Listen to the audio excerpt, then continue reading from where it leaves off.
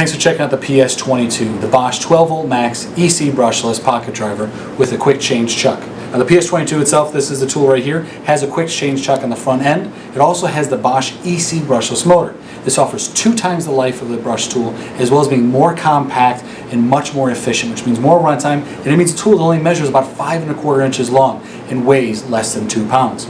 Now the PS22 also has a 2-speed option, so you can go up to 400 RPMs or up to 1300 RPMs for drilling and driving applications. The tool has a belt clip as well as an LED light built right into it.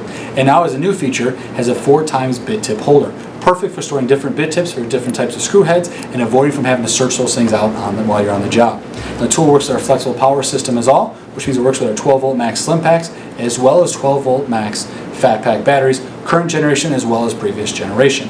Now if you want to buy this tool, there's a couple different kit combinations offering slim pack options as well as a bare tool option, so you can build your own kit as you wish. If you want to learn more about the PS22, check out this site. If you want to learn more about the Bosch Cordless as a whole, make sure to check out the 12V Max and 18V lithium ion cordless.